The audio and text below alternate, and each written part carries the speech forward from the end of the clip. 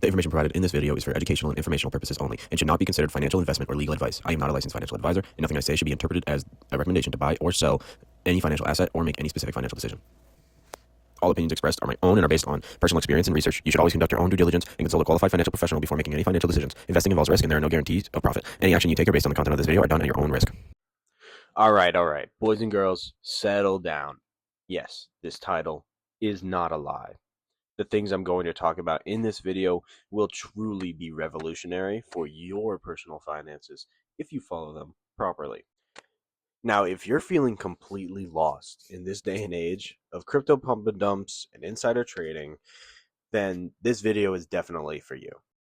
And with so much talk about AI bubbles and gas prices soaring straight through the roof, there is literally no better time than now to start learning. I want to go over my plan right now for how I personally am going to be saving and investing in my 20s. And maybe you'll like it too and adopt some of my strategies for yourself. These strategies that I'm going to talk about today will work if you make $40,000 to $100,000 and beyond. Even if you are on one of the higher end salaries at our age, you still need to prepare properly for your 30s, your 40s, and onward. I'm going to go over 3 habits that if you start to build now in your 20s, then you will be financially secure later on in life, far beyond your peers that don't. So, the first habit that you really need to start working on in your 20s to really start saving serious money is getting a goddamn job. I know. Real curveball pick there. But seriously, the only reliable way for you to have a source of income is to get a reliable job. This information may seem super obvious to most of you, but in this day and age, where drop shipping teenagers and day trading finance bros are more common than ever, this is seriously needed information. It is truly so much better to be 30 and delivering pizzas for a living than to be 30 trying to be a day trader that has maxed out 3 of his mom's credit cards. Put yourself first and get a job that is not so taxing that you cannot find the time to enjoy your hobbies or work on a side hustle like building a YouTube channel or even an online business. But that is really the first and most crucial part of starting to save money. All right, now that we figured out how to get a stable and reliable and consistent form of income coming in, it's time to create a rock solid budget that you are able to stick to. Don't plan on investing and saving 90% of the money you make. It's just not realistic. Just like working out and dieting, you want a plan that will leave you feeling full and your needs met and not burnt out and starving for more. I myself have actually developed my own money management system that I will be using for the foreseeable future and has already been incredibly lucrative in me building my savings and investment portfolios. I call it the SIS system or the SIS system. SIS stands for Savings, Investings, and Scraps. So let's say that for each pay period you make $1,450. Well, with this system, you decide what you want to keep for your savings account and what you want to be investing each pay period. And whatever is left is your quote unquote scraps. For convenience, let's say both are 500.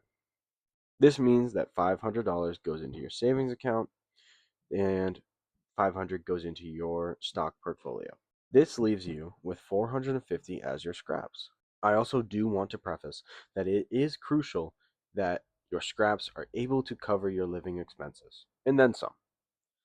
Like I said, we want to be able to do hobbies and try and start businesses on the side. I'm sure a lot of you guys know what lifestyle creep is, but for those who don't, lifestyle creep is the concept that as your salary grows to a larger and larger number, naturally you can afford a better apartment, car, clothes, whatever. This is fundamentally wrong. People need to change the way they look at salary, because salary is not defined by the number that you take in, it's the number that you keep. For a moment, let's say that you only make $40,000 a year, and I am your boss and I make $60,000 a year. Well, if you're able to save 50% of that 40,000 and have $20,000 at the end of the year, and I'm only just able to save 20% of my salary and only $12,000 a year, who is richer? Who has more money? Who is financially better off? It's the person who saved 20,000. That is why we need to start looking at salaries as not how much you have, but how much you keep. And if you start doing that now, when you're young and you're building your wealth and you're starting to move forward into the future and making more money, mind you, so you're able to save more, then you will have financial success that you never ever dreamed of. That's why it's so important to watch out for unnecessary spending. And I want to talk about two methods that I know that are incredible helps to rein in my raging shopping addiction. And I know you have it too. The first saving method I want to talk about is the double trouble method. This method is essentially rewiring your thinking to ask yourself, can I afford two of these? Treating things like they're double the price that they are marketed as can save you tons of money and things that you can't really afford. I can say this method would have absolutely saved me thousands, if not tens of thousands of dollars in my lifetime if I had just learned some self control sooner. But honestly, it's better late than never.